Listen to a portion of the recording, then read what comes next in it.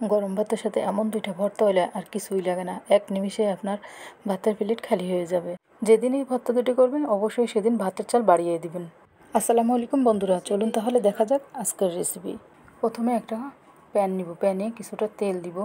তেল দিয়ে এখানে আমি দিয়ে দিব কিছু রসুন এবং পেঁয়াজ কিউব কিউব করে কেটে নিয়েছি। পেঁয়াজগুলো এগুলো একটু ভেজে নিব লাল করে। লাল লাল করে ভাজার পরে দিয়ে দিব কিছু কাঁচামরিচ।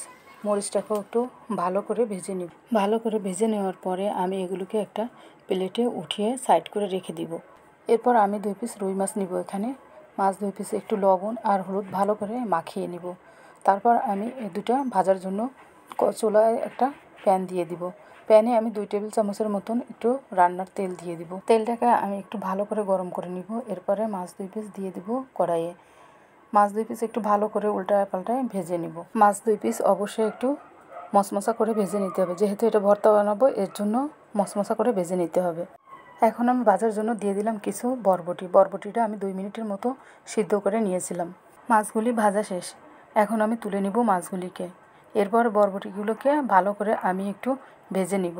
বরবটিগুলোও ভালো করে ভেজে আমি এখন তুলে নিব। এগুলোকে সাইড করে রেখে দিব। এখানে আমি কড়াইয়ের ভিতর আরেকটু ধনেপাতাগুলোকে একটু কোনো রকমে একটু নেড়েচেড়ে উঠিয়ে নিব। তুলে নেওয়ার পরে আমি কড়াইতে দিয়ে দিব কিছু শুকনা মরিচ। শুকনা মরিচটাকে একটু ভালো করে আমি মশমশা করে ভেজে নিব।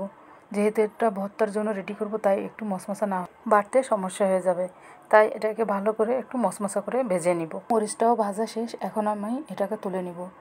আবারও আমি প্যানে আরেকটু তেল দিয়ে দিলাম। এখন এখানে ভেজে নিব আমি বাঁশপাতা শুটকিগুলা।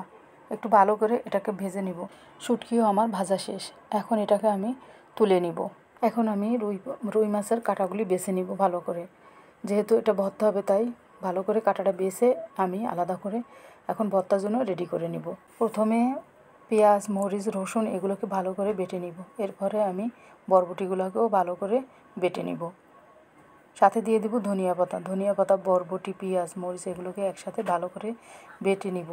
এগুলি বাটা হয়ে গেলে এরপর দিয়ে দিব শুকনো মরিচগুলো।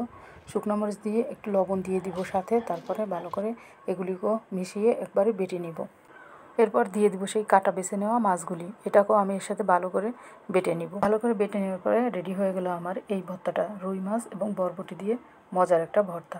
আপনারা অবশ্যই এই ভর্তাটা করে নেবেন। এখন আমি চলে যাব দ্বিতীয় ভর্তাটা করার জন্য, সেই বাঁশপাতা শুটকির। প্রথমে এখানেও আমি পেঁয়াজ, মরিচ আর রসুনটা ভালো করে বেটে নেব। এরপর দিয়ে দেবো কিছু শুকনো মরিচ আর একটু লবণ।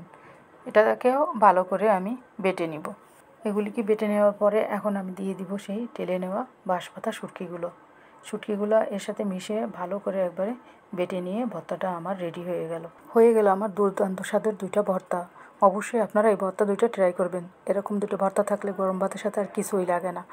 তো বন্ধুরা, আমার ভিডিওটি দেখে যদি আপনাদের ভালো লাগে, মনের ভিতরে একটু হলেও দাগ কাটে, তাহলে অবশ্যই আমার ভিডিওটি লাইক, কমেন্ট, শেয়ার করে অন্য বন্ধুদের দেখার সুযোগ করে দিবেন। আবারও নতুন কোনো ভিডিও নিয়ে চলে আসবো আপনাদের মাঝে। সে পর্যন্ত সুস্থ থাকবেন, ভালো থাকবেন। আল্লাহ হাফেজ।